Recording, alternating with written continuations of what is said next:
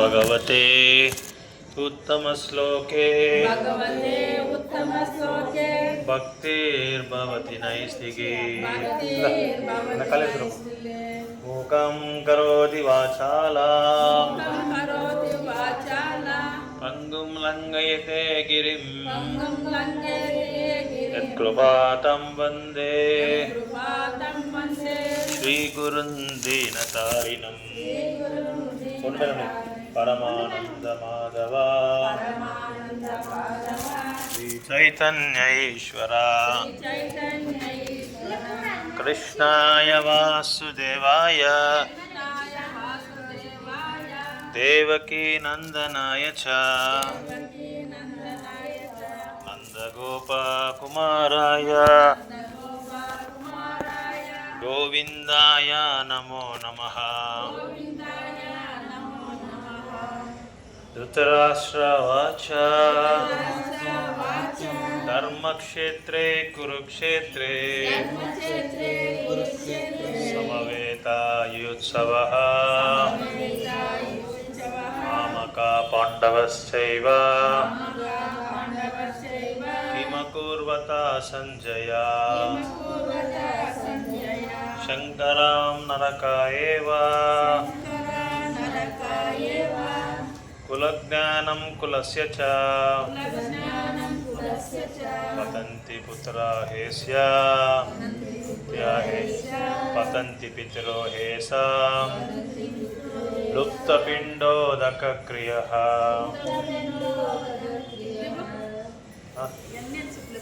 141 అయిపోయి 141 second chapter తీసుకోండి.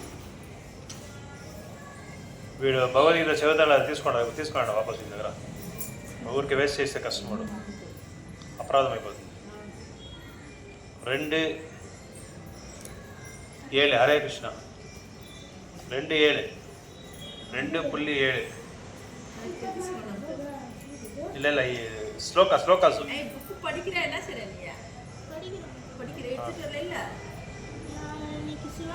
कार्पण्यदोषोपहता स्वभावः गच्छामि त्वां धर्मसमूढचेतः यच्छ्रेयः स्यान्निश्चितं ब्रूहि तन्मे शिष्यस्तेऽहं शाधिमां त्वं प्रपन्नम्।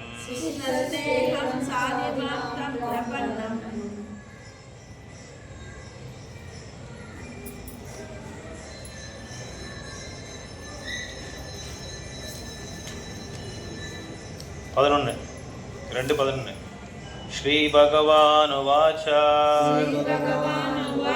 आशोचन् अन्वशोचस्त्वं प्रज्ञावादांश भाससे गतासुन् अगतासुञ्च नानुशोचन्ति पंडितः। 2:12 नत्वेवहं जातुनाशं नत्वं नेमे जनाधिपः नचैव न भविष्यम्या सर्वे वयं मता परम्।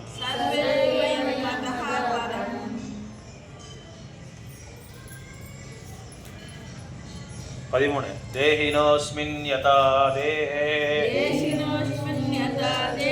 कौमारं यौवनं जरा तथा देहान्तरप्राप्ति धीरस्तत्र न मुह्यते। 14 मात्रा स्पर्शस्तु कौन्तेय शीतोष्ण सुखदुःखदः आगमो अपायिनो नित्या कांस्थितिक्षस्व भारत।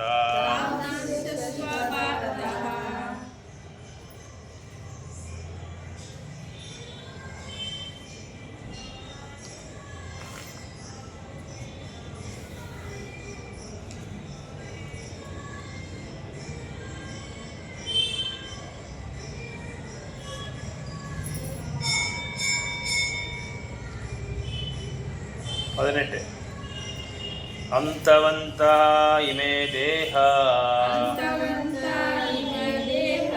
ನಿತ್ಯಶೋಕ್ತಃ ಶರೀರನಃ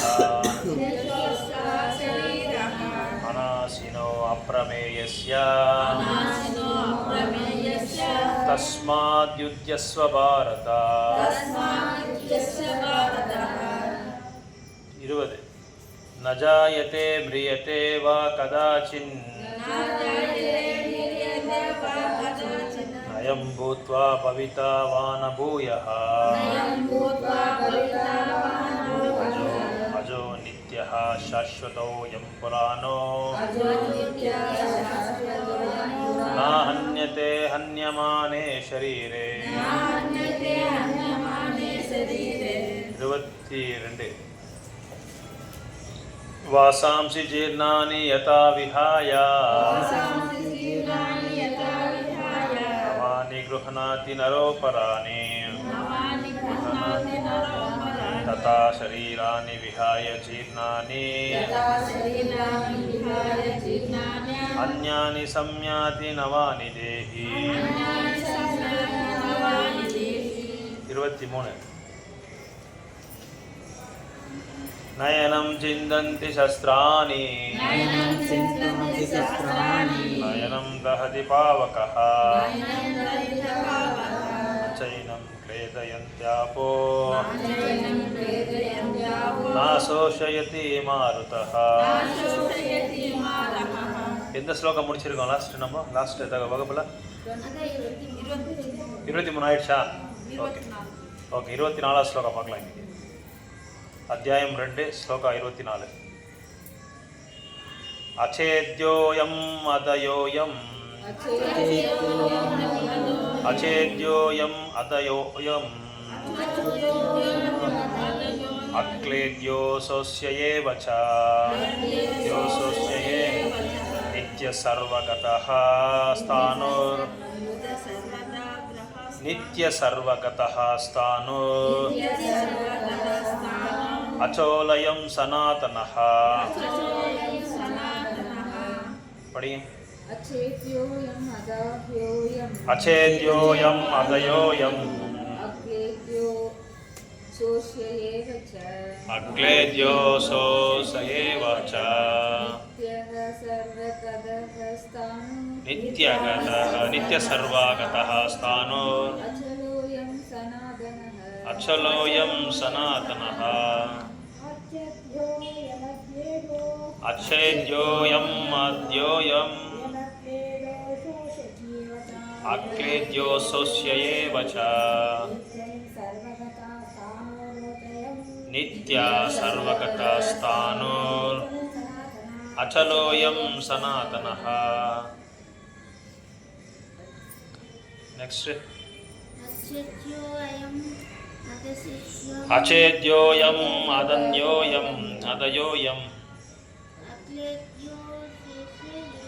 அக்லேத்யோ சோஷயேவ ச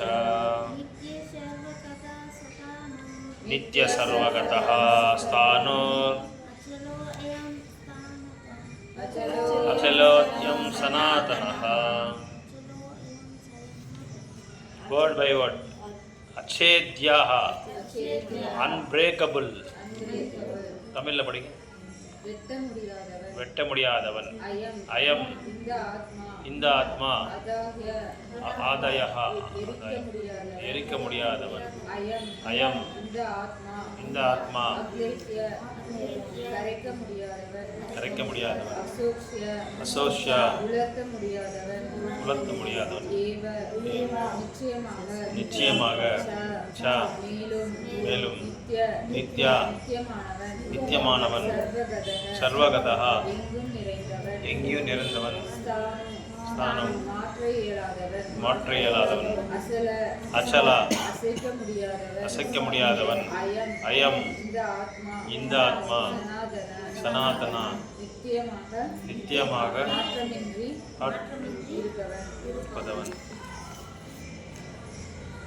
பொருளுரை జై. ఆత్మ ఛేదింపబడినటువంటిది మరియు కొరుగునటువంటిది. దహింపచేయుటకు గాని శోషింపజేయుటకు గాని అది వీలు కానటువంటిది. అదే నిత్యమును సర్వత్రా వ్యాపితమును మార్పురహితమును అచలనమును సనాతనమును అయి ఉన్నది. தமிழ்ல படிங்க அப்படியே பொருள்.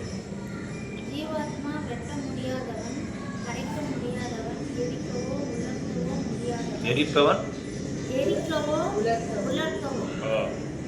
முடியாதவன். அவன் நித்தியமானவன், எங்கும் நிறைந்தவன், மாற்ற இயலாதவன், அசைக்க முடியாதவன், நித்தியமாக மாற்றமின்றி இருப்பவன். பர்போட் சொல்லுங்க.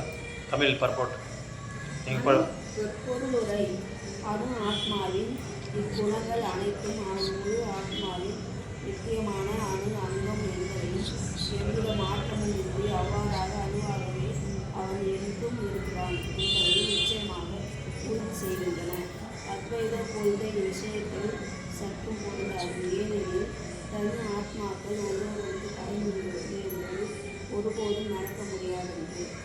ஜட கடவுளிலிருந்து தூய்மைப்பட்டவுடன் அணு ஆத்மா முழுமுதல் கடவுளின் ஒளி கதிர்களில் ஒரு ஆன்மீக பொறியாக வசிக்க விரும்பலாம். ஆனால் அறிவுள்ள ஆத்மாக்கள் பரமபுருஷ பகவானுடன் உறவாடுவதற்காக ஆன்மீக துறைகளை அடைகின்றனர்.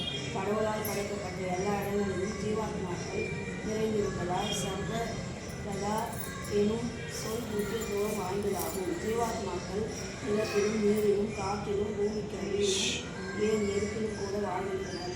ஆன்மாக்கள் நெருப்பில் கொல்லப்படுகின்றனர் என்ற நம்பிக்கையை ஏற்க முடியாது. ஏனெனில் ஆத்மா நெருப்பினால் எரிக்கப்பட முடியாது என்றும் இங்கே தெளிவாக கூறப்பட்டுள்ளது.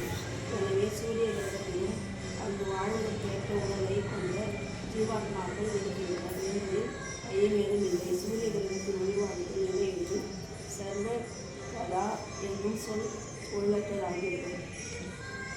25 శ్లోక నంబర్. అవ్యక్తోయం అచింత్యోయం అవికార్యోయం ఉచ్యతే తస్మాదేవం విదిత్వైనం నానుశోచితమర్హసి. பொருள் இது வேர்ட் பை வேர்ட். அவ்யக்த அயம் இந்த ஆத்மா அச்சிந்திய சிந்தனைக்கு அப்பாற்பட்டவர். அயம் இந்த ஆத்மா அவிகாரியா மாற்றமில்லாதவன். அயம் இந்த ஆத்மா உச்சதே கூறப்படுகின்றது. தஸ்மாத் எனவே ஏவம் இதுபோல விதித்வா அது நன்கறிந்து ஏனம் இந்த ஆத்மா இல்லை அனுசோசிதம் கவலைப்பட அர்ஹசி. அர்ஹசி என்னது மீனிங்? நீ தக்கவன். ஓகே. ಆತ್ಮನ ಕಣ್ಣಿಗೆ ಕಾಣುವುದಿಲ್ಲ, ಅದನ್ನು ಗ್ರಹಿಸಲು ಸಾಧ್ಯವಿಲ್ಲ, ಅದು ವಿಕಾರವೂ ಹೊಂದುವುದಿಲ್ಲ ಎಂದು ಹೇಳಲಾಗಿದೆ. ಇದನ್ನು ತಿಳಿದು ನೀನು ದೇಯಕ್ಕಾಗಿ ದುಃಖಿಸುತ್ತಿರುವುದು ಹಿಂದೆ ಒಣಗಿದಂತೆ ನಮ್ಮ ಲೌಕಿಕ ಲೆಕ್ಕಾಚಾರಣೆಗಳಿಗೆ ಆತ್ಮನ ಗಾತ್ರ ಎಷ್ಟು ಸಣ್ಣದು ಎಂದು ಅತ್ಯಂತ ಸೂಕ್ತವಾದ ಸೂಕ್ತ ದರ್ಶಕ ಯಂತ್ರವು ಅವನು ಕಾಣಲಾರದು. ಆದ್ದರಿಂದ ಅವನು ಅದೃಶ್ಯ ಆತ್ಮನ ಅಸ್ತಿತ್ವವನ್ನು ಕುರಿತು ಹೇಳಬೇಕಾದರೆ ಅವನ ಅಸ್ತಿತ್ವವನ್ನು ಕುರಿತು ಅಥವಾ ವೇದ ಜ್ಞಾನದ ಪ್ರಮಾಣವನ್ನು ಮೀರಿ ಪ್ರಯೋಗಕ್ಕಾಗಿ ಯಾರು ಸಿದ್ಧಪಡಿಸಿ ತೋರಿಸಲಾರದು. ಈ ಸತ್ಯವನ್ನು ನಾವು ಒಪ್ಪಿಕೊಳ್ಳಬೇಕು. ಏಕೆಂದರೆ ಆತ್ಮನ ಅಸ್ತಿತ್ವವನ್ನು ನಾವು ಪ್ರಾಣ ಶಕ್ತಿಯಿಂದ ತಿಳಿಯಬಲ್ಲೆವು. ಇದನ್ನು ಅರ್ಥ ಮಾಡಿಕೊಳ್ಳಲು ನಮಗೆ ಬೇರೆ ಯಾವ ಆಧಾರವೂ ಇಲ್ಲ. ಶ್ರೇಷ್ಠ ಪ್ರಮಾಣದ ಆಧಾರ ಮಾತ್ರದಿಂದಲೇ ನಾವು ಅನೇಕ ಸಂಗತಿಗಳನ್ನು ಒಪ್ಪಿಕೊಳ್ಳಬೇಕಾಗುತ್ತದೆ. ತನ್ನ ತಾಯಿಯು ಅಧಿಕಾರಯುಕ್ತವಾಗಿ ತಂದೆ ಯಾರು ಎಂದು ಹೇಳುವುದು ಯಾರು ತಿಳಿಸಲಾರದು, ಸಾಧ್ಯವಿಲ್ಲ. ತಂದೆಯು ಯಾರು ಎನ್ನುವುದು ತಿಳಿಯಲು ತಾಯಿಯು ಮಾತಿನಲ್ಲೇ ಬೇರೆ ಪ್ರಮಾಣವಿಲ್ಲ. ಹಾಗೆಯೇ ಆತ್ಮನು ಅರ್ಥ ಮಾಡಿಕೊಳ್ಳಲು ವೇದಗಳ ಅಧ್ಯಯನವೇ ಬೇರೆ ಆಧಾರವಿಲ್ಲ. ಇದನ್ನು ಇದರ ಮಾತುಗಳಲ್ಲಿ ಹೇಳುವುದಾದರೆ ಮನುಷ್ಯನ ಪ್ರಯೋಗಾತ್ಮಕ ತಿಳುವಳಿಕೆಯಿಂದ ಆತ್ಮನ ಗ್ರಹಿಸುವುದು ಸಾಧ್ಯವೇ ಇಲ್ಲ. ಆತನು ಪ್ರಜ್ಞೆ ಮತ್ತು ಪ್ರಜ್ಞಾಶೀಲ ಎಂದು ವೇದಗಳ ಹೇಳಿಕೆ. ಇದನ್ನು ನಾವು ಒಪ್ಪಿಕೊಳ್ಳಬೇಕು. ದೇಹದಲ್ಲಿ ಬದಲಾವಣೆಗಳಾಗುತ್ತವೆ, ಆತ್ಮನಿಗೆ ಬದಲಾವಣೆಗಳಿಲ್ಲ. ಸರ್ವಕಾಲವೂ ಅವಿಕಾರವಾಗಿ ಉಳಿಯುವ ಆತ್ಮನು ಅನಂತವಾದ ಪರಮಾತ್ಮನಿಗೆ ಹೋಲಿಸಿದರೆ ಆತ್ಮನು ಅಣುಗಾತ್ರದಾದವನು, ಪರಮಾತ್ಮನು ಅನಂತನಾದವನು. ಅವನೊಡನೆ ಹೋಲಿಸಿದರೆ ಆತ್ಮನು ಅಣುಮಾತ್ರದವನು. ಆದ್ದರಿಂದ ಬದಲಾವಣೆಯಾಗಲಾರದ ಆ ಅಣುಜೀವಿಯು ಇಂದಿಗೂ ಅನಂತವಾದ ಆತ್ಮನ ಅಥವಾ ದೇವೋತ್ತಮನ ಪರಮಪುರುಷನ ಸಮಾನರಾಗಲಾರದು. ಆತ್ಮನ ದೇಹವು ಸ್ಥಿರವಾದದ್ದು. ದೃಢಪಡಿಸಲು ಈ ಪರಿಕಲ್ಪನೆಯು ವೇದಗಳಲ್ಲಿ ಮತ್ತೆ ಮತ್ತೆ ವಿಭಿನ್ನ ರೀತಿಯಲ್ಲಿ ಹೇಳಲಾಗಿದೆ. ವಿಷಯವು ಸಂಪೂರ್ಣವಾಗಿ ತಪ್ಪಿಗೆ ಅವಕಾಶವಿಲ್ಲದೆ ಅರ್ಥವಾಗಬೇಕಾದರೆ ಅದನ್ನು ಮತ್ತೆ ಮತ್ತೆ ಹೇಳಬೇಕಾಗುತ್ತದೆ. ಅತಚ್ಚೈನಂ ನಿತ್ಯಜಾತಂ ನಿತ್ಯಂ ವಾ ಮನ್ಯಸೆ ಮೃತಂ ತಥಾಪಿ ತ್ವಂ ಮಹಾಬಾಹೋ ನಯನಂ ಶೋಚಿತುಮರ್ಹಸಿ. ಅತ if, however, cha also, enam the soul, nitya jatam always born, nityam forever, va either, manyase so think, mrutam dead, tatapi still, tvam you, mahabaho, o mighty armed one, na never, enam about the soul, sochitam to lament, arhasi deserve. Translation purport given by Bhaktivedanta Swami Srila Prabhupada ki. If however you think that the soul is perpetually born, Tamil padinga, இருப்பினும் ஆத்மா அல்லது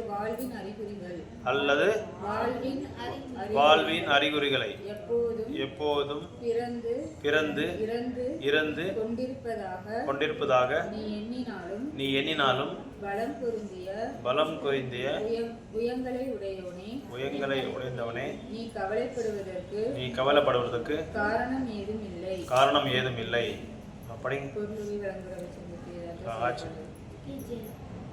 உடலுக்கு வெளியே ஆத்மாவிற்கு தனிப்பட்ட வாழ்வு இல்லை என்று நம்பக்கூடிய ஏறக்குறைய புத்த மதத்தினரை போன்ற ஒரு வகையான தத்துவவாதிகள் பகவான் பகவத்கீதையை உபதேசித்த காலகட்டத்தில் அதுபோன்ற தத்துவவாதிகள் இருந்தனர் என்றும் லோகாயத்திகள் மற்றும் வைபவத்திகள் என்று அவர்கள் அழைக்கப்பட்டார்கள் என்றும் தெரிகிறது. அத்தகைய தத்துவவாதிகள் ஜட பொருட்கள் ஒரு பக்குவமான நிலையை அடையும் போது அவற்றின் கலவையால் உயிரின் அறிகுறிகள் தோன்றுகின்றன என்ற கருத்தை ஏற்றுக்கொண்டிருக்கின்றன. தற்காலத்தில் ஜட விஞ்ஞானிகளும் ஜட தத்துவவாதிகளும் அவ்வாறே எண்ணுகின்றனர். அவர்களின் கருத்துப்படி உடலில் சில இயற்பியல் பொருட்களின் கலப்பு பொருள். மேலும் ஒரு காலகட்டத்தில் இந்த இயற்பியல் பொருட்கள் வேதியியல் பொருட்களுடன் இணையும் போது உயிருக்கான அறிகுறிகள் தோன்றுகின்றன. மனித வர்க்கத்தை பற்றிய ஆராய்ச்சிகள் அனைத்தும் இத்தத்துவத்தை அடிப்படையாக கொண்டவை. அமெரிக்காவில் தற்போது பிரபலமாகியுள்ள பற்பல போலி மதங்களும் இத்தத்துவத்தை ஏற்றுள்ளன. பக்தியற்ற அனைத்து ஆன்மீக இயக்கங்களும் மோசமானவை என்று நம்பக்கூடிய புத்த மதத்தை சேர்ந்தவர்களும் அவ்வாறே எண்ணுகின்றனர். வைபவ தத்துவவாதிகளைப் போல் ஆத்மா இருப்பதை நம்பாமல் இருந்தாலும் கவலைப்படுவதற்கு காரணம் ஏதுமில்லை. ரசாயன பொருட்களின் அழிவிற்காக எவரும் கவலைப்பட்டு கொண்டு தன் கடமைகளை புறக்கணிக்க மாட்டார்கள். மறுபுறம் எதிரியை வெற்றி காண்பதற்காக நவீன விஞ்ஞானத்திலும் நவீன விஞ்ஞானத்தின் அடிப்படையிலான போரிலும் தன் கணக்கில் ரசாயனங்கள் விரயம் செய்யப்படுகின்றன. வைபவீக கொள்கையின்படி உடல் அழியும் போதே ஆத்மா என்றழைக்கப்படும் பொருளும் அழிந்து விடுகின்றது. எனவே அணு ஆத்மா உள்ளது என்ற வேதங்களின் முடிவை ஏற்றாலும் சரி, ஆத்மா இருப்பதை நம்பாவிட்டாலும் சரி, அர்ஜுனனின் கவலைப்பட காரணம் ஏதுமில்லை. கொள்கையின்படி ஆயிரக்கணக்கான உயிர்வாழிகள் ஜடப்பொருளிலிருந்து கணந்தோறும் தோன்றி அவ்வாறே அழிந்து வருகின்றன. எனவே இது போன்ற சம்பவத்திற்காக வருந்த தேவையில்லை. மேலும் மறுபிறவி என்ற பிரச்சனையே இல்லாததால் பாட்டனாரையும் ஆச்சாரியாரையும் கொள்வதால் ஏற்படும் பாவ விளைவுகளை எண்ணி வருந்த வேண்டிய தேவையும் இல்லை. அதே சமயம் அர்ஜுனனை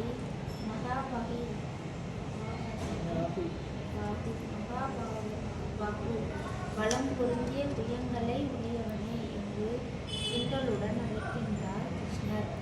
ஏனெனில் அர்ஜுனனின் வேத ஞானத்தை புறக்கணிக்கும் கொள்கையான வைபாஷத்தை கொண்டிருந்தவன் அல்ல. சத்திரியன் என்ற நிலையில் அர்ஜுனனின் வேத பண்பாட்டை சேர்ந்தவன். அதனை கொள்கைகளை பின்பற்றுதல் அவனுக்கு இன்றியமையாததாகும். 24 பொருள் இன்னொரு வாட்டி படிக்கும்போது டிரான்ஸ்லேஷன் 24th மொழிபெயர்ப்பு. ஜீவாத்மாவை வெட்ட முடியாது, கரைக்க முடியாது, எரிக்கவோ உலர்த்தவோ முடியாது. அவன் நித்தியமானவன், எங்கும் நிறைந்தவன், மாற்ற இயலாதவன், அசைக்க முடியாதவன், நித்தியமாக மாற்றமின்றி இருப்பவன். கோமக்ஞானதிமிரந்தஸ்ய ஞானாஞ்சன சலாக்கயா சக்ஷுருன்மிலிதம் ஏன தஸ்மை ஸ்ரீ குருவே நமः. ஸ்ரீ சைதன்யமனோபீஷ்டம் ஸ்தாபிதம் ஏன பூதலே ஸ்வயம் ரூபா கதா மஹ்யம் ததாதி ஸ்வபதாந்திகம். ஜெய் ஸ்ரீ கிருஷ்ண சைதன்ய பிரபு நித்யானந்தா ஸ்ரீ அத்வைத கதாதர ஸ்ரீவாசாதி கௌரபக்த விருந்தா. ஹரே கிருஷ்ணா கிருஷ்ணா கிருஷ்ணா ஹரே ஹரே, ஹரே ராம ராம ராம ஹரே ஹரே. ஹரே கிருஷ்ணா கிருஷ்ணா கிருஷ்ணா ஹரே ஹரே, ஹரே ராம ராம ராம ஹரே ஹரே. ஹரே கிருஷ்ணா.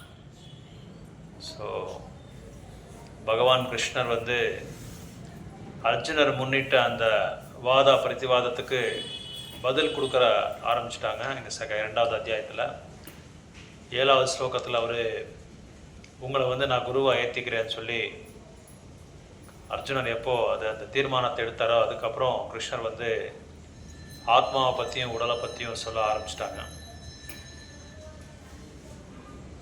இன்றைக்கி இந்த நவீன காலத்தில் நம்ம பார்க்கலாம், நம்மளோட வாழ்க்கையில் நிறைய பிரச்சனைகள், நிறைய போர்கள் நடந்துகிட்ருக்கு. உயிரோடையே மக்களை வெட்டுறாங்க இல்லையா, எல்லா இடத்துலையும். ஈரானில் பார்க்கலாம், 2000கணக்கான மக்களை பாம்பு போட்டு நவீன ஆயுதங்களெல்லாம் பயன்படுத்திட்டு அவங்களெல்லாம் எரிச்சிட்ருக்காங்க. காரணம், இப்போ பிரபுபாத் என்ன சொல்கிறாருன்னா, ஒரு உண்மையான நாயகன், ஒரு உண்மையான தலைவர் சாஸ்திரங்களை படிக்காமல், ஒரு தக்க குருவை ஏற்றிக்காமல் நாட்டை ஆளுனா இந்த மாதிரி தான் பலன்கள் வரும்னு சொல்லி பிரபுபாதர் சொல்கிறாங்க. பிரபுபாதர் அடிக்கடி தன்னோட லெக்சர்ஸில் என்ன சொல்கிறாங்கன்னா, the whole world is rule by a sutra அப்படின்னு சொல்லி சொல்கிறாங்க. சூத்ரரால் ஆளப்பட்ட இந்த உலகம் சூத்ரருக்கு என்ன ஒரு குணங்கள் இருக்குமோ, என்ன குணாதிசயங்கள் இருக்குமோ, என்ன மனோபாவம் இருக்குமோ, என்ன சுயநலம் இருக்குமோ, இப்படி தான் எல்லாமே உலகம் எல்லாமே அதே மாதிரி தான் அவன் ஆளுவான் அப்படின்னு சொல்லி பிரபுபாத் சொல்கிறாரு. அதனால தான் பிரபுபாத் என்ன சொல்கிறாரு, ஒரு அரசர் வந்து தூய்மையான பக்தராக இருக்கணும், தூய்மையான ராஜர்ஷியாக இருக்கணும் அப்படின்னு சொல்லி சொல்கிறாங்க. ராஜர்ஷி அப்படின்னு சொல்லி சொல்கிறாங்க. ஒரு அரசனுக்கு இந்த அரசாங்கத்தை வந்து ஆள்றதுக்கு முன்னாடி அவன் நிபுணனாக இருக்கணும். எந்த ஒரு துன்பம் வந்தாலும் மக்களுக்கு அது பாதுகாப்பு கொடுக்குற அளவுக்கு அவனுக்கு தகுதி இருக்கணும். அதே மாதிரி அவனும் வந்து தன்னோட ஆன்மீக தத்துவத்தை வந்து கடைபிடிக்கணும்னு சொல்லி சொல்கிறாங்க. இதுக்கு முன்னாடி நம்ம பார்க்கலாம், அந்த வாழைப்பழம் உருவி இருக்குல்ல, அது அந்த அம்மா கொடுத்துருக்கு, அம்மா வந்துருக்காங்க, கொடுத்துரு மெதுவாக எழுத. ஸோ பிரபுபாத ஒரு இடத்துல சொல்கிறாரு, நம்ம 11வது ஸ்லோகாவில் நம்ம பார்க்கலாம். இதில் என்ன சொல்கிறாங்கன்னா, அர்ஜுனரை வந்து திட்டுறாரு கிருஷ்ணர். யாருக்காதுக்கு நான் இருக்கா என்ன திட்டுறாருன்ட்டு? அர்ஜுனர் வந்து கிருஷ்ணர் வந்து வைறாரு. என்ன எப்படி திட்டுறாருன்னா, நீ ஒரு யாருக்காதுக்கு ஞாபகம் இருக்குங்களா என்ன திட்டுறாங்கன்னு சொல்லி? யாருக்காதுக்கு ஞாபகம் இருக்கா? அது ஓகே, அது ஒன்று ஓகே. இன்னொரு வேர்டு யூஸ் பண்ணுறாங்க, ஒரு பர்டிகுலர் வேர்டு. நீ பண்டிதா அப்படின்னு சொல்லி நீ நினச்சிட்டு இருக்கிற. என்ன நினச்சிட்டு இருக்க? நீ பண்டிதன் அப்படின்னு சொல்லி நினச்சிட்டு இருக்க. உனக்கு அதுக்கு புரிதல் தெரியுமா அப்படின்னு சொல்லி கேட்குற கிருஷ்ணர். ஒரு பண்டிதன் அப்படின்னா பிறப்புக்கும் இறப்புக்கும் அந்த செயல் உருவாக்கும் போது அதை வந்து பயப்பட மாட்டாம. பண்டிதனாக இருக்கிறவன் வந்து என்றைக்குமே வந்து இந்த பிறப்பு இறப்புக்கு வந்து பயப்பட மாட்டான். ஆனால் நீ என்ன பண்ணுற, என்னோட பாட்டனார் என்னோட குருநாதர் வந்து வதம் பண்ணுறதுனால நீ வந்து பயப்பட்டுருக்க. அதனால் அதுக்கு பயப்பட அவசியமே இல்லை. ஆனால் நீ பேசுகிறதெல்லாம் எப்படி பேசுகிற? ஒரு பெரிய மேதாவி மாதிரி நீ பேசிகிட்டு இருக்க, உனக்கு எல்லாம் தெரியும்னு சொல்லி பேசிகிட்டு இருக்க. அதனால் உண்மையான பண்டிதன் கிடையாது அப்படின்னு சொல்லி நான் சொல்கிறாரு. அப்படின்னா பிரபுபாதர் யாருக்கு சொல்கிறார், இது கிருஷ்ணர் யாருக்கு சொல்கிறாரு? நம்ம எல்லாரையும் அர்ஜுனரை வச்சு நம்மளுக்கு எல்லாமே பாடத்தை சொல்லி கொடுத்துட்ருக்காங்க. நம்மளும் என்ன நினச்சிட்டு இருக்கோன்னா, நம்மளுக்கு எல்லாமே எல்லா அறிவும் நம்மளுக்கு தெரியும், நம்ம எல்லாரும் மேதாவிக அப்படின்னு சொல்லி நினச்சிட்டு நம்ம என்ன சொல்கிறோம், வாழ்ந்துட்டு இருக்கோம். உண்மையான ஒரு பண்டிதன் யார் அப்படின்னா, ஆத்ம தத்துவத்தையும் ஆத்ம ஞானத்தையும் அதை முழுசாக அதில் நிபுணராகி அதை வந்து வாழ்க்கையில் கடைப்பிடிக்கிறவன் தான் உண்மையான ஒரு பண்டிதன் அப்படின்னு சொல்லி சொல்கிறாங்க. அவன் தான் உண்மையான பண்டிதன், ஆரியன் அப்படின்னு சொல்கிறாங்க. ஆனால் நீ எப்படி பிஹேவ் பண்ணுற? அனாரியா. ஆரியன் அப்படின்னா நல்ல அறிவுள்ளவன்னு அர்த்தம், நல்ல அறிவு இருக்குன்னு சொல்லி அர்த்தம். எது மேலே அறிவு இருக்குன்னா ஆத்ம ஞானத்தை பற்றி அறிவு இருக்கு அப்படின்னு சொல்லி சொல்கிறாங்க. பிரபுபாத ஒரு ஸ்டோரி கூட சொல்கிறாங்க. என்ன ஸ்டோரி சொல்கிறாங்கன்னா, ஒரு அரண்மனையில் ஒரு ராணி, அந்த மகாராணி வந்து தன்னோட அரசருக்கு சொல்லி தங்கத்தில் பண்ணிருக்கிற ஒரு கேஜ், என்ன சொல்றீங்க கேஜுக்கு? இல்லை இல்லை, பறவைகள் கூடு, அந்த கூடு கொண்டு வாங்கன்னு சொல்லி சொல்கிறாங்க. சரி, உடனே கொண்டு வந்து மந்திரியை சொல்லிட்டு அதை ஆர்டர் பண்ணி கொண்டு வந்து வச்சுட்டாங்க. அதில் வந்து ஒரு பறவையை உள்ளே வச்சுட்டு ஒரு நாள் தவறாமல் அந்த கோல்டன் கேஜ், அந்த தங்க கூடுக்கு வந்து she is applying all polish, daily polish பண்ணிட்டு இருக்காரு அவர். அந்த மகாராணி பாலிஷ் பண்ண பண்ண பண்ண பண்ண ஒரு நாள் 4வது நாள் உள்ளே இருக்கிற பறவை வந்து உடல் விட்டுடுச்சு. உடல் விட்ட உடனே இந்த மகாராணி யோசனை பண்ணுது, நான் ஒரு நாள் தவறாமல் இந்த தங்க கூடை வந்து நான் க்ளீன் பண்ணி சுத்தம் பண்ணிட்டுருக்கிறேன், அழகு பண்ணிட்டுருக்கேன். ஆனால் உள்ளே இருக்கிற பறவை மேலே எந்த விதமான ஒரு அக்கறை இல்லாமல் அதை அப்படியே நான் கேர்லெஸ்ஸாக விட்டுட்டேன் அப்படின்னு சொல்லி பிரபுபாதர் நம்ம உடலை பற்றியும் ஆத்மா பற்றி சொல்லும்போது அந்த கதையை சொல்கிறாரு. நம்மளும் என்ன செஞ்சிட்ருக்கோன்னா, most of the people in the society, modern society, we are beautifying our body and we are exposed to different material desires. அதாவது பௌத்திக உலகத்தில் இருக்கிற எந்த அளவுக்கு நம்ம வந்து அழகு செஞ்சுக்கணுமோ அந்த அளவுக்கு நம்ம அழகு செஞ்சுட்டு இருக்கோம்ன்றான்னு சொல்றாங்க. இந்த உடலுக்கு என்னென்னலாம் அழகு செய்யணுமோ அது எல்லாமே அழகு பண்ணிட்டு இருக்கிறோம். ஆனால் உள்ள இருக்கிற ஆத்மாவுக்கு வந்து எந்த விதமான ஒரு உணவு கொடுக்காம அதை வந்து கண்டுக்காமையே நம்ம வந்து வாழ்ந்துட்டு இருக்கிறதுனால தான் நம்மளுக்கு நிறைய துன்பங்களுக்கு நம்ம காரணமாகிறோம், துன்பங்களுக்கு நம்ம பலியாகிறோம். we become victims for our miseries. அதான் காரணம். அதாவது ஆத்மாவோட குணாதிசயங்கள் என்னன்னு சொல்லி நம்ம தெரிஞ்சுக்கிட்டா நம்மளுக்கு எந்த விதமான துன்பமே வராது அப்படின்னு சொல்றாரு பிரபுபாதர். ஆத்மாவோட குணங்கள் கிருஷ்ணா இங்க சொல்றாரு. ஆத்மாவை வந்து துண்டு துண்டா வெட்ட முடியாது அப்படின்னு சொல்றாங்க. அப்புறம் அது கரிக்க முடியவும் முடியாதுன்னு சொல்றாங்க. அப்புறம் எரிக்கவும் முடியாது, அப்புறம் வந்து ட்ரை பண்ணவும் முடியாது அப்படின்னு சொல்றாங்க. அது வந்து இப்போ ஏதாவது ஒரு ஐட்டம் போட்டால் வெளியே வெயிலில் என்ன ஆகுது, காஞ்சி அது அழிஞ்சிடும். ஆனால் இது அலையாது. இதெல்லாம் ஆத்மாவோட கேரக்டர்ஸ். நீங்கள் எழுதிட்டா தான் உங்களுக்கு ரொம்ப இம்பார்ட்டண்ட்டாக இருக்கும். இந்த கேரக்டர்ஸ் வந்து 10-11 கேரக்டர்ஸ் வரும். ஆத்மா நிரந்தரமானது, ஆத்மாவுக்கு வந்து மாற்றம் கிடையாது, ஆத்மா வந்து எரிக்க முடியாது, ஆத்மா வந்து தண்ணியில் கூட வந்து அதை வந்து வதம் பண்ண முடியாது, அப்புறம் ஆத்மா வந்து வெட்டவும் முடியாது, அது கொல்லவும் முடியாது, வெயிலாலையும் அது வந்து எரிக்க முடியாது, தண்ணியாலையும் முடியாது, பூமினாலையும் முடியாது, ஆகாயத்தினாலையும் முடியாது. இதெல்லாம் ஆத்மாவோட கேரக்டர்ஸ். இது கரெக்ட். இது தெரிஞ்சுக்கிட்டா தான் நம்ம வந்து ஆத்மாவை பற்றி பகவத்கீதையை நல்லா புரிஞ்சுக்கணும். அப்படின்னா 2வது அத்தியாயம் புரிஞ்சுக்கிட்டா தான் நம்ம பகவத்கீதை புரியும். பாருங்க, உடனே நம்மளுக்கு ஏதாவது ஒரு அன்ஃபேவரபிள் சிச்சுவேஷன் அரைசஸ் வந்தவொடனே நம்மளுக்கு தகாத ஒரு விஷயங்கள் ஏதாவது நம்ம கிவியில் நம்ம காதில் பட்டாலும் சரி, அல்லது நம்மளுக்கு விருப்பமில்லாத ஒரு சம்பவம் நடந்தால் கூட நம்மளால தாங்க முடியாது. காரணம், இன்னும் நம்ம வந்து உடல் என்ற விஞ்ஞானத்தில் நம்ம இருக்கிறோம். அதாவது ஆத்மாவோட விஞ்ஞானத்தை தெரிஞ்சுக்காமையே அறியாமையே உடல் என்ற ஒரு கான்சியஸ்னஸ்ல, அந்த உணர்வுல நம்ம இருக்கிறதுனால தான் நம்மளுக்கு வந்து எல்லாமே ஹார்ட் டச்சிங்காக இருக்கு. எல்லாமே நம்மளுக்கு குத்துது. எந்த ஒரு சின்ன ஒரு விஷயம் இருந்தால் கூட நம்மளுக்கு அப்படியா இப்படி ஆயிடுச்சா. எவ்வளோதான் நம்ம படித்தாலும், எவ்வளோதான் ஆத்ம தத்துவத்தை நம்ம புரிஞ்சுக்கிட்டாலும் உடனே நம்மளுக்கு அது என்ன ஆகுதுன்னா நம்மளால தாங்க முடியாது. ஆனால் டாலரேட் பண்ணிக்கோ அப்படின்னு சொல்றாரு பிரபுபாதர். இவர் கிருஷ்ணனை சொல்றாரு, நீ வந்து தாங்கணும், சகிச்சுக்கணும், எல்லாத்துக்குமே சகிச்சுக்கணும் அப்படின்னு சொல்றாங்க. மாத்ரா ஸ்பர்சஸ்து கௌந்தேயா சீதோஷ்ண சுக துக்கதா ஆகமோ அபாயோ நித்யா தாம் ஸ்திதிக் சஸ்வ பாரதா. இந்த துன்பமும் சந்தோஷமும் எல்லாமே உன்னோட தோலுக்கு தான் சொல்றார் பிரபுபாதர். இட் இஸ் ஸ்கின் டிசீஸ் அப்படின்னு சொல்றாரு. தோலுக்கு இருக்கிற ஒரு நோய் அது அப்படின்னு சொல்றாரு. இப்போ நம்ம குளிராக இருந்தால் நம்ம வந்து பிளாங்கெட் போட்டுக்கிறோம், பிளாங்கெட் போட்டு போத்திக்கிறோம், இல்லை ஸ்வெட்டர் போட்டுக்கிறோம், ஜர்க்கின் போட்டுக்கிறோம், கேப் போட்டுக்கிறோம். எதுக்கான எல்லாமே ஸ்கின்னுக்கு தான். According to the situations, according to climatical conditions, according to weather conditions, according to material conditions.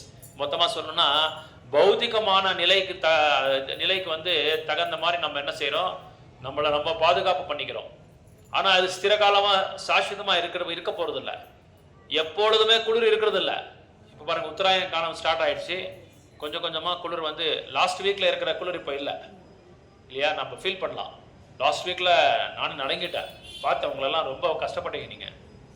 எனக்கே ஐயோ என்னடா இந்த இல்லை நான் வந்தேன், சரி நான் வந்து ஃபுல் பேக்கப் ஆகிட்டு வந்துடுறேன். ஆனால் நீங்கள் இங்கே உட்காந்துட்டு இருக்கும்போது உங்களுக்கு எனக்கு ரொம்ப இதாகிடுச்சு, பயங்கரமாக குளிர் ஆயிடுச்சு. ஆனால் இங்கே எப்படின்னா அவ்வளோ குளிராக இருந்தால் கூட நம்ம அந்த ஆத்ம தத்துவத்தை வந்து புரிஞ்சுக்கும் போது, பகவானை பற்றி பேசிகிட்டு இருக்கும்போது நம்மளுக்கு எதுவுமே தெரியறதில்ல, மறந்துடுவோம். நம்ம டோட்டலாக நம்ம மறந்துடுவோம். அதனால் இது எல்லாமே உடலுக்கு தான், எல்லாமே ஸ்கின் டிசீஸ் அப்படின்னு சொல்கிறாங்க. பிரபுபாதர் அடிக்கடி சொல்கிறாங்க, it is only a skin disease. நம்ம தோலுக்கு தான் இது எல்லாமே. இந்த அழகு கூட அவ்வளோதான். ஜஸ்ட்டு இந்த மேலே இருக்கிற அந்த பறை எடுத்துட்டா நம்ம அசிங்கமாக தெரியும், நம்மளுக்கே தெரியாது. அந்த அளவுக்கு பேக்கிங் பண்ணி வச்சிருக்காரு பிரம்மா நம்மளை. இப்போ ஒரு சின்ன மொபைல், இவ்வளோதான் மொபைல் சைஸ் இதான் இருக்கிறது. நீங்கள் போய் ஷோரூமில் வாங்கினா எப்படி இருக்கும் தெரியுமா? அது அட்ராக்டிவாக, அமேசிங்காக, அவசரமாக இருக்கும் அந்த பேக்கிங்கு, அந்த மொபைலோட பேக்கிங். உள்ளே பார்த்தா மொபைல் உள்ள தான் இருக்கும், ஆனால் பேக்கிங் மட்டும் எக்ஸலண்ட்டாக பண்ணுறாங்க. இதே மாதிரி பிரம்மா கூட என்ன பண்ணியிருக்காருன்னா, இந்த மனித வாழ்க்கை, இந்த ஜீவராசிகள் எல்லாமே எக்ஸலண்ட் பேக்கிங் கொடுத்துருக்காங்க. பகவானோட அறிவை எடுத்துக்கிட்டு அவரோட உபதேசத்தினால நம்மளோட பேக்கிங் வந்து அந்த அவ்வளோ அழகாக இருக்குது. ஆனால் பாருங்கள், உலகத்தில் அத்தனை ஜீவராசிகளும் ஒருத்தரும் ஒரு டிஃப்ரெண்ட்டாக தான் இருக்காங்க. எல்லாமே ஒருத்தராக இல்லை. எல்லாமே இவங்க மாதிரி நம்ம மாதிரி நீங்கள் இல்லை, நீங்கள் மாதிரி நான் இல்லை. அந்த மாதிரி ஒவ்வொரு ஜீவராசிக்கும் டிஃப்ரெண்ட்டு குணாதிசயங்கள், வேற வேற உருவங்கள், எல்லாமே டிஃப்ரெண்ட்டாக இருக்குது. ஆனால் உள்ள எல்லாருக்குமே ஆத்மா தான் இருக்கிறது.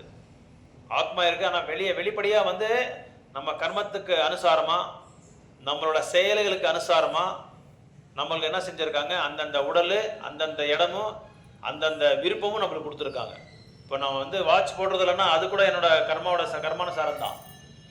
நான் அழகாக இருக்கணும் அப்படின்னு சொல்லி நம்ம ஏதாவது உடல் விட்டுருந்தா அதுக்கு தகுந்த மாதிரி தான் உடலை கொடுப்பாங்க. எல்லாமே அது அந்த கடைசி நேரத்தை நம்ம எதை பற்றி நினைக்கிறோமோ அதுக்கு தகுந்த மாதிரி தான் பகவான் நம்மளுக்கு உடலை கொடுக்குறாங்க. இங்கே ஒசூரில் தான் இருக்கணும், இங்கே தான் மூக்கனப்பள்ளியில் தான் இருக்கணும்னு சொல்லி நம்மளுக்கு விருப்பம் இருந்தது. அதனால தான் கரெக்டாக இங்கே செஞ்சு அவங்க அரேஞ்ச் பண்ணி வச்சுருக்காரு. பாருங்கள், எத்தனை ஜீவராசிகளுக்கும் 84 ஜீவராசிகளுக்கும் அங்கங்கே அந்தந்த இடத்துல அதுக்கு தகுந்த மாதிரி, அவங்க ஆசைகளுக்கு தகுந்த மாதிரி பகவான் வந்து அந்த இது கொடுக்குறாரு, அந்த லொக்கேஷன் கொடுக்குறாங்க அவங்களுக்கு. எப்படி நம்ம வந்து லொக்கேஷன் ஷேர் பண்ணுற பாருங்கள், அந்த மாதிரி கரெக்டாக ஷேர் பண்ணி வச்சுருக்காரு அவர் பகவான் எல்லாருக்கும். ரொம்ப வெள்ளரசையாக நான் இருக்கணும், ஸ்ரீமந்தமாக நான் இருக்கணும், பணக்காரனா எப்படி இருக்கணும்னு சொல்லி நான் சொன்னது அவங்களுக்கு எல்லாமே அமெரிக்காவில் அனுப்புகிறாங்க. இல்லை நான் வந்து நல்ல பகவானோட பக்தி சேவை, பக்தர்களோட சாங்கியத்தில் இருக்கணும் அப்படின்னா என்ன பண்ணுவாங்க, நம்ம நாட்டுக்கு அனுப்புவாங்க, நம்ம நாட்டுக்கு இங்கே அனுப்புவாங்க. ஆத்ம தத்துவத்தை புரிஞ்சுக்கிறதுக்கு இது நம்மளுக்கு பார்க்கறதுக்கு ரொம்ப இதாக இருக்கும். ஆனால் செயல்படுத்தும் போது ரொம்ப ரொம்ப கஷ்டமாக இருக்குது. அதனால தான் பிரபுபாத் சொல்கிறாரு. ஆனால் பாருங்க, பகவானோட சுஷ்டி எப்படி இருக்குன்னா, கிருஷ்ணர் இங்கே சொல்கிறாரு இந்த ஸ்லோகால, ரொம்ப என்ன சொல்கிறது, ஆச்சரியமாக இருக்குது. ஜீவராசிகள் எத்தனை பேர் எத்தனை இது இருக்குன்னா, நெருப்பில் கூட நீங்கள் நம்ம ஜீவராசியை பார்க்கலாம். நிறைய பாக்டீரியாஸ், நிறைய பூச்சி புழுகள் நெருப்பில் இருக்குது. நம்ம என்ன நினைக்கிறோம், நெருப்பில் விழுந்த உடனே அது எரிஞ்சிடும் சொல்லி நினச்சிருக்கோம். ஆனால் நெருப்புலேருந்தே உருவாக்குற, கேள்விப்பட்டிருக்கீங்களா நீங்கள், நெருப்புலேருந்தே உருவாக்குற பூச்சி புழுகள் நிறைய பேர் இருக்குது, நிறைய ஜீவராசிகள் இருக்குது. கேள்விப்பட்டிருக்கீங்களா நீங்கள்? நெருப்புலேயே பிரபுபாத் எழுதிருக்காரு பாருங்க. ஈவன் வாட்டர், தண்ணியில் நம்மளுக்கு எல்லாருக்கும் தெரியும், கிருமிகள் நிறைய இருக்கு. அதே மாதிரி நெருப்புல கூட இருக்கான். அதே மாதிரி நம்ம சுவாசத்தை எடுக்கும்போது, சுவாசத்தை விடும்போது பல ஜீவராசிகள் வெளியே போய் உள்ள வருமா. அதனாலதான் இங்க ஜெயின்ஸ் வந்து they put a mask around the mouth. ఎండ వచ్చేసి సన్నగా అవుతుంటుందంటే ఎండ వస్తే నాకు తెలుస్తుంది. జస్ట్గా ఇంటికి ఎండ పొడి అంటే దాంట్లో ఏమేమో తెలుస్తుందా? తెలుస్తుంది. అది ఎండ బయట ఉంటుంది, ఏదైనా చిన్న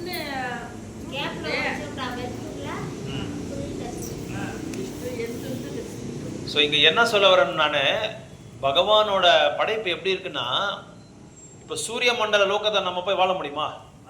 சூரிய லோகத்தில். ஆனால் அங்கே சூரியன் இருக்காரு. அதே மாதிரி நம்ம மாதிரி ஜீவராசிகளும் அங்கே இருக்காங்க.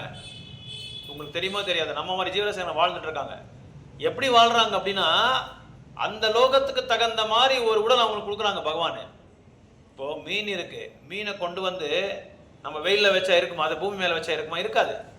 அதுக்கு தண்ணியில் கொடுக்குற அந்த சுபாவத்தை பகவான் கொடுத்துருக்காரு. அதுக்கு தகுந்த மாதிரி அந்த சுபாவத்தை தண்ணியிலே இருக்கணும். அது தண்ணியில் எவ்வளோ நேரம் இருந்தாலும் இருக்கும் அது. அதே மாதிரி பெரிய அலைகள் வந்து அடிச்சிட்டு போனால் கூட என்ன ஆகாது, அது அப்படியே ஜெம்பாகி மறுபடியும் அது அங்கேயே வாழும், அதுக்கு ஒன்றும் ஆகாது. அதே நம்மளை போய் அங்கே விட்டா கடலில் ஜோராக ஒரு துஃபான் வருது பாருங்க, அப்போ என்ன ஆகும், சுனாமி வந்தேன்னா நம்ம அடிச்சுட்டு போயிடுவோம். நம்மளால் இருக்க முடியாது. நம்மளால் இந்த குளிருக்கே பாருங்கள் 20 டிகிரிஸ் 19 டிகிரிஸ் இருக்குது, அவ்வளோதான். அதுக்கே நம்மளால் தாங்க முடியல, விடுன்னு அதிர்றோம். அப்போ நம்ம தண்ணியில் விட்டால் எப்படி இருக்கும், நம்மளை அடிச்சுட்டு போயிடுவோம், இல்லை ஏதாவது ஹாஸ்பிட்டல் அட்மிட் ஆகிடுவோம். ஆனால் பகவான் என்ன எதுக்காக சொல்கிறேன்னா, அந்தந்த ஜீவராசிக்கு தகுந்த மாதிரி எதை வந்து அவங்களால தாங்க முடியுமோ அந்த தாங்குற அளவுக்கு அவருக்கு அந்த சக்தியும் கொடுத்து அந்த அந்த உருவமும் கொடுத்து பகவான் அங்கங்கே வச்சிருக்காரு. இப்போ சந்திரமண்டலத்துக்கு போனால் நம்மளால தாங்க முடியாது, அவ்வளோ ஜில்லுன்னு இருக்கும். ஆனால் அங்கேயும் ஆளுங்க இருக்காங்க, அங்கேயும் ஜீவராசிகள் இருக்காங்க. அங்கே அதுக்கு அவங்களுக்கு தகுந்த மாதிரி அந்த உருவத்தை கொடுப்பாங்க பகவான். ஸோ எல்லாத்துலேயும் ஆத்மா இருக்காரு பாருங்க. இப்போது பெரிய யானை இருக்குது, அந்த யானையை வந்து நம்ம கண்ட்ரோல் பண்ண முடியுமா? கண்ட்ரோல் பண்ண முடியாது. ஆனால் ஒரே ஒரு சிறுவன் வந்து என்ன பண்ணுறான், அது மேலே உட்காந்து மஹவுட் அப்படின்னு சொல்கிறாங்க, யானையை ஓட்டுறவனை. அவன் உட்காந்து யானையை கண்ட்ரோல் பண்ணுறான். இப்போ கேரளாலாம் நீங்கள் பார்த்தா யானைகள், நிறைய யானைகளை நீங்கள் பார்க்கலாம். இங்கே வரதெல்லாம் அங்கேருந்தான் வரும்னு நினைக்கிறேன் நிறைய. அவன் சொன்ன மாதிரி அந்த யானை கேட்கும். ஒரு சின்ன ஆத்மா வந்து ஒரு பெரிய ஆத்மாவை கண்ட்ரோல் பண்ணுது. ஒரு என்ன சொல்றது, ஏன்னா உச்சக்கட்டத்தில் இருக்கும், அவ்வளோ பெரிய இது உருவத்தை வந்து வந்து மெயின்டைன் பண்ணுறான். ஏன்னா அந்த புத்திக்கு அவ்வளோ ட்ரைனிங் கொடுக்குறான்.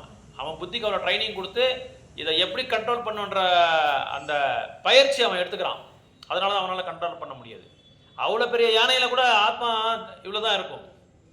அதே நெருப்புலையோ ஜலத்திலையோ இருக்கிற ஒரு கிருமி கூட அதே ஆத்மா தான் இருக்கும். அந்த ஆத்மாவை வந்து நம்ம வந்து அளக்க முடியாது, மெஷர் பண்ண முடியாது, கணிக்க முடியாது. ஏன் கணிக்க முடியாது ஆத்மாவை? ஆத்மாவை ஏன் நம்ம வந்து கணிக்க முடியாது, நம்மளால பார்க்க முடியாது? அதை சொல்றாங்க 25ஆம் ஸ்லோகத்துல. நம்ம பார்வைக்கு அப்பாற்பட்டது, நம்ம சிந்தனைக்கு அப்பாற்பட்டது. ஏன் ஏன் அந்த மாதிரி சொல்றாங்க அவங்க? ரொம்ப சிறிய, ரொம்ப சின்ன சைஸ். முடியோட நுனியை வந்து 100 பீஸா நம்ம வெட்டினா, அந்த ஒரு பீஸும் மறுபடியும் 100 வெட்டினா எந்த சைஸ் இருக்கும் அந்த சைஸ் ஆத்மா இருக்கிறதுனால அதை வந்து நம்ம வந்து கணிக்கவே முடியாது, பார்க்கவும் முடியாது. ஆன்மாவை பார்க்க முடியாது. நிறைய சயின்டிஸ்ட் 1960s 65 70s பெரிய பெரிய டாக்குமெண்ட் எல்லாம் பண்ணாங்க. அது மேலே பெரிய இது பண்ணாங்க, என்ன ஆராய்ச்சி பண்ணாங்க. ஆத்மாவை எப்படி அதை கண்டுபிடிக்கணும், ஆத்மாவை எப்படி கண்டுபிடிக்கணும். ஆனால் யாராலையும் கண்டுபிடிக்க முடியல. ஏன்னா பௌதிகமான பொருள்களை வச்சு ஒரு ஆன்மீகமான பொருளை வந்து நம்ம வந்து மெஷர் பண்ண முடியாது. அதே மாதிரி பரிசீலனையும் பண்ண முடியாது. அதான் சொல்றாங்க, spirituality cannot be measured by any parameters. எந்த விதமான ஒரு என்ன சொல்றது இன்ஸ்ட்ருமெண்ட்டை வச்சு ஆன்மீகத்தை வந்து இது பண்ண முடியாது. ஐ மீன் ஸ்பிரிச்சுவாலிட்டியை வந்து மெஷர் பண்ண முடியாது, பரிசீலனையும் பண்ண முடியாது, ஆராய்ச்சியும் பண்ண முடியாது. ஏன்னா it is the part and parcel of the Lord. அது பகவானோட அம்சம் இருக்கிறதுனால அதை வந்து யாராலையும் வந்து இது பண்ண முடியாது. ஆனால் இது ஆல் பர்வேடிங், எல்லா இடத்துலையும் நிறைஞ்சிருக்கு. இந்த ஆன்மான்றது வந்து நம்ம உடல்ல எப்படி நிறைஞ்சிருக்கோ அதே மாதிரி எல்லா லோகத்திலையும் நிறைஞ்சிருக்கு. 14 லோகத்திலையும் நிறைஞ்சிருக்கு. அந்த 14 லோகத்துல அது மட்டும் இல்லாம மற்ற எல்லா யூனிவர்சஸ், இந்த பிரம்மாண்டத்தில் எத்தனை பிரம்மாண்டம் இருக்கோ அத்தனை பிரம்மாண்டத்திலையும் அது நிறைஞ்சிருக்கு. ஆல் பர்வேடிங், எல்லா இடத்துலையும் பரவி இருக்காது. இந்த சர்வகதா அப்படின்னு சொல்றாங்க, எல்லா இடத்துலையும் நிறைஞ்சிருக்கு. அப்படி அது இல்லாத இடமே இல்லை, நம்ம பார்க்கவே முடியாது. அது இல்லாத இடமே. 6வது அத்தியாயத்தில் கிருஷ்ணர் சொல்றாரு, ஒரு தூய்மையான பக்தர், ஒரு தூய்மையான சாது வந்து என்னை வந்து எல்லா இடத்துலையும் பார்க்குறாங்க அப்படின்னு சொல்றாரு. என்ன வந்து என்னன்னா அப்படின்னு கிருஷ்ணரை வந்து ஒரு செவர்லையும், ஒரு செங்கல்லையும், ஒரு மண்லையும், ஒரு பூமி மேலையும், ஒரு கூண்லையும் பகவானை பார்க்குறாரு அப்படின்னு சொல்றாங்க. பகவானை பார்க்குறாரு. அதே மாதிரி பகவானை பார்க்கும்போது சர்வ பிரம்மாண்டத்தையும் கிருஷ்ணர்ல பார்க்குறாராம். நம்ம விஸ்வரூபம் இதுக்கு நல்ல எக்ஸாம்பிள். விஸ்வரூபம் பகவான். அப்புறம் பிரம்மாண்ட காட்டம் சொல்லி ஒரு இடம் இருக்கு பிருந்தாவனத்தில், நீங்க கேள்விப்பட்டிருப்பீங்க. பிரம்மாண்ட காட்டம். அந்த இடத்துல வந்து கிருஷ்ணர் மண்ணு சாப்பிடும்போது அந்த வாயை திறந்து காமின்னு சொன்னா கிருஷ்ணர் வாயை திறந்து காமிப்பாரு. அப்ப எல்லா பிரம்மாண்டத்தையும் யசோத மாதாஜி பார்க்குறாரு. எத்தனை பிரம்மாண்டம் இருக்கோ அத்தனை பிரம்மாண்டமும் வாயை ஓப்பன் பண்ண உடனே, கிருஷ்ணர் வாயை ஓப்பன் பண்ண எல்லாமே தெரியுது. அதுதான் அது பேர் பிரம்மாண்ட காட்டம் சொல்லி பேர் வச்சிருக்காங்க. விளையாடும் போது கிருஷ்ணர் எடுத்து சாப்பிட்றாரு. அது போய் பலராமரும் அவங்களோட ஃப்ரெண்ட்ஸ் எல்லாம் போய் யசோத மாதாஜி சொல்றாரு. ஸோ அதனால இந்த ஆத்மாவை வந்து நம்ம புரிஞ்சிக்காம இருந்தா, இதோட குணாதிசயங்களை வந்து நல்லா புரிஞ்சுக்கணும். அதை வந்து எல்லா இடத்துலையும் நிறைஞ்சிருக்கு. சர்வகதா அப்படின்னு சொல்றாங்க. இங்க சொல்றாங்க பாருங்க 24th ஸ்லோகால, நித்ய சர்வகதா ஸ்தானூர் is everlasting, all pervading, unchangeable. மாற்றமே கிடையாது ஆத்மாக்கு, எந்த விதமான மாற்றமே கிடையாது. அதாவது மாற்றமே கிடையாது அப்படின்னா, ஏதாவது பௌதிக பொருள் எடுத்து ஆத்மா வந்து தள்ள முடியாது. உள்ள ஏதோ நம்ம இன்ஸ்ட்ருமெண்ட் விட்டு உள்ள ஒரு ஆத்மா எங்க இருக்கு, இதயத்துல இருக்கு. அதை வந்து தள்ளி வெளியே வந்து அதை நகர்த்த முடியாது. அது அங்கேதான் இருக்கும். தானாதான் அது வெளியே வரும். எப்போ உடல் வந்து இதாகுமோ அலைஞ்சுமோ அப்போ அது தானா வெளியே வந்துடும். அதுக்கு தான் 2 உடலை வந்து சொல்லியிருக்காரு, சூக்ஷ்ம தேகம், ஸ்தூல தேகம். ஸ்தூல தேகம் வந்து இந்த பஞ்சபூதங்கள்னால செஞ்சிருக்கிறது. பூமி, நீர், நிலம், ஆகாயம், காற்று. இந்த 5 பஞ்சபூதங்களால செஞ்சது தான் இந்த உடல். அப்புறம் மனசு, புத்தி, அகங்காரம். அது வந்து சூக்ஷ்ம தேகம். இந்த ஸ்தூல தேகம் சூக்ஷ்ம தேகத்தெல்லாம் இது பட்டிருக்கு. எப்போ இந்த ஸ்தூல தேகம் வந்து நம்ம விட்டுறோமோ அப்போ இந்த ஸ்தூல தேகத்துக்கு கூட ஆத்மா போயிட்டே இருக்கும். ஆத்மா போய் தன்னோட இதெல்லாம் அனுபவிக்கும். தன்னோட நல்ல கர்மங்கள், நன்மைகள், தீமைகள் எல்லாமே அதை அனுபவிக்கும். எப்போ வரைக்கும் அனுபவிக்கணும்னா பகவான்கிட்ட போகிற வரைக்கும் நம்ம அனுபவிச்சுட்டே இருப்போம். இந்த ஸ்தூல தேகம் அப்படியே இருக்கும். இந்த ஸ்தூல தேகம் வந்து இன்னொரு உடலை வந்து ஏற்றிக்கும். அதாவது பிரபுபாத் சொல்றாரு, death is the beginning of another birth அப்படின்னு சொல்லுவாங்க. மிருத்யு தான் இன்னொரு உடலுக்கு வந்து காரணம் அப்படின்னு சொல்றாங்க. இப்போ ஒரு உடல் வந்து ஒரு ஆத்மா உடல் விட்டுருக்கு அப்படின்னா என்ன ஆகும், உடனே இன்னொரு ஆத்மாவை வந்து அக்செப்ட் பண்ணிக்கும். இன்னொரு ஆத்மாவை அக்செப்ட் பண்ணிக்கிட்டு அந்த உடல்ல வந்து அது பயணம் பண்ணிட்டே இருக்கும். It is nothing but the change of the பாடி.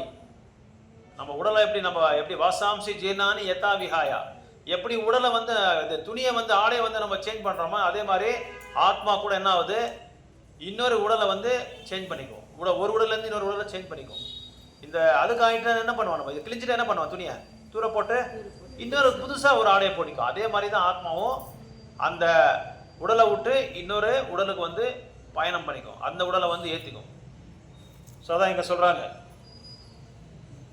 25வது ஸ்லோகம், it is beyond our vision, beyond our thoughts, no change, so do not grieve. So spirituality can be find out. So Lord's breath and air is our Vedas அப்படின்னு சொல்றாங்க.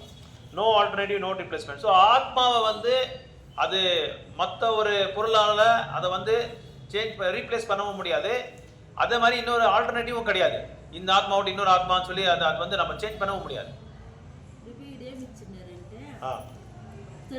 ఈడ అంటే ಯಾವ ಶ್ಲೋಕ?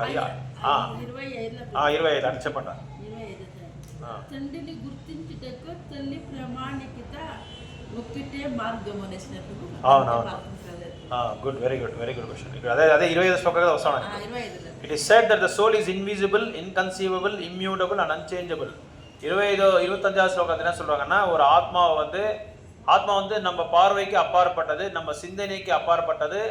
அது இல்லாமல் அதை வந்து கரிக்க முடியாது, எந்த தண்ணிலையோ இல்லை எதுலையோ நம்ம கரிக்க முடியாது. அப்புறம் அன்சேஞ்சபிள், அது வந்து மாற்றவும் முடியாது.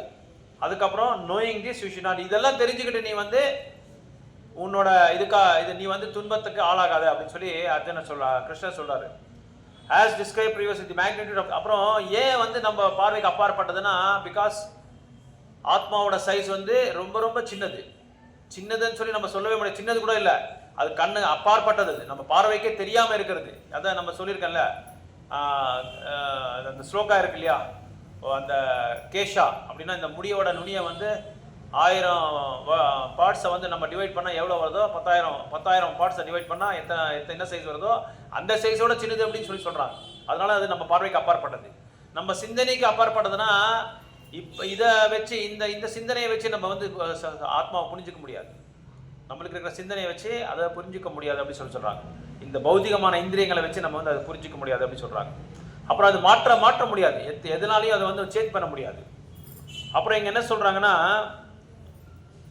as far as the soul's existence is concerned, no one can establish his existence experimentally beyond the proof of Shruti or Vedic wisdom. இது வேதங்களை படித்து தான் நம்ம வந்து புரிஞ்சிக்க முடியுமே தவிர, விஞ்ஞானத்தில் போய் அந்த நிபுணர்களை போய் இதை வந்து ஆராய்ச்சி பண்ணி எனக்கு சொல்லணும்னா அவங்களால சொல்ல முடியாது, எக்ஸ்பெரிமெண்ட் பண்ணி சொல்ல முடியாது. இப்போ சயின்ஸ் கிளாஸ் ஸ்டூடெண்ட்ஸ் எல்லாம் போவாங்க, லேபுக்கு போவாங்க, அடிக்கடி 1 hour அவங்க கிளாஸ் இருக்கும், அங்கே போய் எக்ஸ்பெரிமெண்ட் பண்ணுவாங்க. உங்களுக்கு தெரியுமா தெரியாத, காக்ரோச்சஸ் எடுப்பாங்க, கொசுவை எடுப்பாங்க, அவங்களாம் அதெல்லாம் வதம் பண்ணி அதை வந்து எக்ஸ்பெரிமெண்ட் பண்ணுவாங்க. ஸோ கெமிஸ்ட்ரி லேப்னு இருக்கும், அங்கே போய் வேறு ரசாயனங்களை வந்து மிக்ஸ் பண்ணி என்ன அவுட்புட் வரும்னு சொல்லி அதெல்லாம் பார்ப்பாங்க. ஸோ அதனால் ஆத்மா வந்து இந்த மாதிரி லேப்லையோ இல்லை சயின்டிஸ்ட்னாலேயோ இதை எக்ஸ்பெரிமெண்ட் பண்ண முடியாது. அதை வந்து நீங்கள் புரிஞ்சுக்கணுன்னா வேதங்களை படிக்கணும், ஸ்ருதி கேட்கணும், ஸ்ரவணம், ஸ்மிருதி ஸ்ருதி அப்படின்வாங்க. ஸ்மிருதினா மற்றவங்க சொல்லும்போது நம்ம அதை நினச்சி அதை கேட்டுக்கிட்டு அதவே நினைவில் வச்சுக்கிட்டு மற்றவங்களுக்கு சொல்கிறது ஸ்மிருதி அப்படின்னு சொல்லுவாங்க. ஸ்மரணம். ஸ்ருதி அப்படின்னா கேட்குறது, ஸ்ரவணம் பண்ணுறது, சொல்லும்போது கேட்குது. இங்கே யார் சொல்கிறது கேட்கணும் அப்படின்னா வேதங்கள் என்ன சொல்கிறாங்களோ அதை கேட்கணும் அப்படின்னு சொல்கிறாங்க. ஏன்னா வேதங்கள் வந்து நம்மளுக்கு தாய் மாதிரி. இப்போ ஒரு அப்பாவை வந்து ஒரு சின்ன குழந்தை இருக்காங்க, சின்ன குழந்தைக்கு அப்பா யாருன்னு சொன்னால் தெரியாது. யார் சொல்லிக் கொடுப்பாங்க, யார் காமிப்பாங்க? அம்மா தான் காமிப்பாங்க. அதனால் அம்மா யாரை சொன்னாலும் ஒரு குழந்தை வந்து ஏற்றிக்கும், இவங்க தான் அப்பான்னு சொல்லி ஏற்றிக்கும். ஆனால் இதே மாதிரி இங்கே பார்த்தா சாஸ்திரங்களில் வந்து நம்மளுக்கு அம்மா மாதிரி. சாஸ்திரங்கள் என்ன சொல்லணும், நம்மளுக்கு அப்பா யாருன்னு சொல்லிக் கொடுக்கும். அப்பாவை எப்படி வந்து அப்பாவோட சேவை எப்படி இருக்கும், அவங்களை எப்படி நம்ம சேவைப்படுத்தணும், எப்படி நம்ம கைங்கரியம் பண்ணுவோன்றது வந்து அம்மா தான் சொல்லிக் கொடுக்கும். அதனால அப்பாவை நம்ம புரிஞ்சுக்கணும் அப்படின்னா அம்மா கிட்ட நம்ம கேட்டு தெரிஞ்சுக்கணும் அப்படின்னு அர்த்தம். அப்படின்னா சாஸ்திரங்களை படிக்கணும், தொடர்ந்து சாஸ்திரங்களை படித்தாதான் அப்பாவை நம்ம புரிஞ்சிக்க முடியும், இல்லைன்னா அப்பாவை புரிஞ்சிக்க முடியாது. அந்த சாஸ்திரங்களை தான் அம்மா. ஸோ குழந்தைக்கு அப்பாவை காமிக்கிறது வந்து ஏதோ மார்க்கெட்டில் போய் எங்கள் அப்பா இவங்களா அவங்க இவங்களா அப்படின்னு சொல்லி நம்ம வந்து இது ஏதோ ஆப் வந்து புதுசாக ஆப்பெல்லாம் இன்ட்ரடியூஸ் பண்ணுறாங்க இல்லையா மொபைலில், இந்த ஆப் பாட்டு உங்கள் அப்பா யாருன்னு சொல்லி அந்த ஆப்பில் வந்து நம்ம கண்டுபிடிக்க முடியாது அப்ளிகேஷனில். வேதங்கள் அம்மா இவங்க தான் சாஸ்திரங்களை தான் சொல்லுது, இவங்க தான் அப்பான்னு சொல்லி சொல்லுங்க. அப்போ அந்த அப்பாவை பற்றி நம்ம தெரிஞ்சுக்கணும், சாஸ்திரங்களை படிக்கணும் அப்படின்னு சொல்லி சொல்கிறாங்க. So based upon authority of his mother, there are no other source of understanding the identity of the father except by the authority of the mother. Similarly, there is no other source of understanding the soul except by studying the Vedas. அதே மாதிரி எந்த விதமான அதிகாரமும் இல்லை. ஏன்னா ஆத்மாவை தெரிஞ்சுக்கணும்னா சாஸ்திரங்களை படித்து தான் நம்ம தெரிஞ்சுக்கணும் அப்படின்னு சொல்லி சொல்கிறாங்க. In other words, the soul is inconceivable by human experimental knowledge. விஞ்ஞானிகள்னாலேயோ இல்லை நிபுணர்களாலேயோ பௌதிகவாதிகள்னாலேயோ இதை வந்து எக்ஸ்பெரிமெண்ட் பண்ணி புரிஞ்சுக்கிட்டு நம்மளுக்கு சொல்கிற அளவுக்கு அவங்களுக்கு தகுதி இல்லை அப்படின்னு சொல்லி சொல்கிறாங்க. யாருக்கு? விஞ்ஞானிகளுக்கு பௌத்திகவாதி இவங்கெல்லாம் என்ன நிறைய இன்னும் நீங்கள் பார்த்தா என்ன ரிஷி, அவர் பேர் ரொம்ப ஃபேமஸ் ரிஷி ஒருத்தர் இருக்கார், முனிவர் ஒருத்தர், அவர் பேர் மறந்துட்டார். சார்வாக்கு முனி கேள்விப்பட்டிருப்பீங்க, நிறைய தடவை உங்களுக்கு சொல்லியிருக்கேன். சார்வாக்கு முனி அவர் என்ன சொல்கிறாருன்னா, உடலை பற்றி ஆத்மா பற்றி சொல்லும்போது நீங்கள் நல்லா என்ஜாய் பண்ணுங்க அப்படின்றாங்க. அவங்க ரொம்ப ஃபேமஸ் ஆகிட்டார் இவர், இது சொன்னதுனால ரொம்ப ஃபேமஸ் ஆகிட்டார். நீங்கள் எப்பவும் நல்லா சாப்பிடணும். எப்படி சாப்பிடணும்? நெய் போட்டு சாப்பிடணுமா? எதுக்குமே நெய் போட்டு நல்லா சாப்பிடுங்க. ஒருவேளை நெய் வாங்குறதுக்கு உங்களுக்கு வந்து பணம் இல்லைன்னா என்ன பண்ணுவீங்க? borrow from others, மற்றவங்க கிட்ட கடனாவது வாங்கி நீங்கள் நெய் வாங்கிட்டு வந்து வீட்டில் நல்லா சாப்பிடுங்க. அப்புறம் உங்களுக்கு வந்து எந்த ருணமும் கிடையாது, நீங்கள் அவங்களுக்கு கொடுக்குற ருணமே இருக்காது அப்படின்னு சொல்லி தப்பாக ஸ்பெகுலேஷன் பண்ணி சொல்லியிருக்காரு. அது வந்து ரொம்ப ஃபேமஸ் ஆகிடுச்சு அவன் சொன்னதுனால. எல்லாருக்கும் நெய் போட்டு சாப்பிட்றது எல்லாருக்கும் விருப்பம் தானே, அதனால் எல்லோரும் நெய் போட்டு சாப்பிட ஆரம்பிச்சிட்டாங்க. இது வெளிநாட்டுக்கெல்லாம் போயிடுச்சு இந்த தத்துவம். அந்த மாதிரி தப்பாக நிறைய முனிவர்கள் வந்து சில பேர் ஆத்மாவே இல்லைன்றாங்க. ஆத்மான்றதே இல்லை, எப்போ நம்ம வந்து அழிஞ்சிடுமோ அதுக்குள்ளேயே மண்ணுக்குள்ளேயே போயிடுமா ஆத்மா. சில பேர் என்ன பண்ணுறாங்க, ஆத்மா இருக்கு ஆனால் மண்ணுக்குள்ளே போயிடுவாமா, இருக்கு ஆனால் அந்த மண்ணுக்குள்ளே போயிடுமா, இல்லைனா எரிஞ்சிடுவா, இல்லை அந்த பக்கம் எரிஞ்சிடும். அப்போ எரிஞ்சா எதுக்கு நீங்கள் வந்து ஆஷஸ் எடுத்துகிட்டு வர, சாம்பல் எதுக்கு எடுத்துகிட்டு வர நீ? அப்போ இன்னொன்று என்ன சொல்கிறாங்கன்னா, இதனால பாப்புலேஷன் ஜாஸ்தி ஆகிடுச்சு. உலகத்தில் எல்லாம் பாப்புலேஷன் ஜாஸ்தி, சைனாவில் ஜாஸ்தி இருக்குது, இந்தியாவில் ஜாஸ்தி இருக்குது. பாப்புலேஷன் ஜாஸ்தி ஆகிறது வந்து ஆத்மானால இல்லை, இந்த உடல் அழியிறதுனால தான். அந்த பாப்புலேஷன் ஜாஸ்தி ஆகிறதுக்கு சான்ஸே இல்லை. ஏன் சொல்லுங்க பார்க்கலாம்? எந்த ஒரு படைப்பு இருக்கோ அந்த படைப்பு அப்படியே என்ன ஆகும்? ரொட்டேஷனில் தான் இருக்கும், வட்டத்தில் இருக்கும், அந்த வட்டத்தில் இருக்கும். பிறப்பு இறப்பு ஜாஸ்தி ஆகிறதுக்கு சான்ஸ் இல்லை, கம்மி ஆகிறதுக்கு சான்ஸ் இல்லை. யாரெல்லாம் பிறப்பு எடுத்துருக்காங்களோ அவங்க மறுபடியும் என்ன ஆகுவாங்க? ஜாதசி துருவ மிருத்யூர். அடுத்த ஸ்லோகம் நம்ம பார்க்கலாம். ஜாதசி துருவ மிருத்யூர் 27. ஜாதசி துருவ மிருத்யூர் துருவம் ஜென்ம மிருத்ய சச்சா. யார் பிறப்பு எடுக்கிறாங்களோ அவங்களுக்கு இறப்பு கேரண்டி, இறப்பு எடுக்கிறவங்களுக்கு பிறப்பு கேரண்டி. அதனால பாப்புலேஷன் இன்க்ரீஸ் ஆகுதோ டெக்ரீஸ் ஆகுறதோ.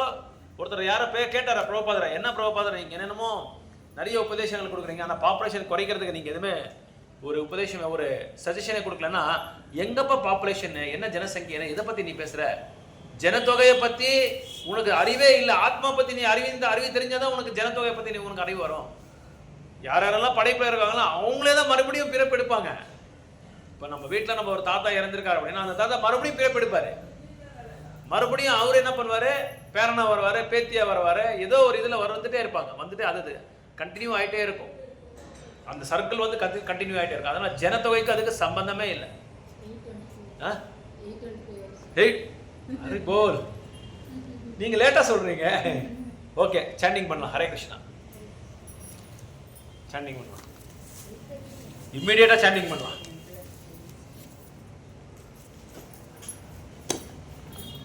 இது ரொம்ப ஆழமான சப்ஜெக்ட். இதில் வந்து கதைகள் இருக்காது, இன்ட்ரெஸ்டாக போயிடுது. இந்த தத்துவத்தை நம்ம புரிஞ்சுக்கிட்டா எல்லாரையும் புரிஞ்சுக்கலாம், நாட்டையே ஆடலாம், உலகத்தையே நம்ம ஆடலாம். அந்த அளவுக்கு ஆழமான தத்துவம் இது, ஃபுல்லாக தத்துவம் தான் இது, ஃபிலாசபி, ட்ரை ஃபிலாசபி அது.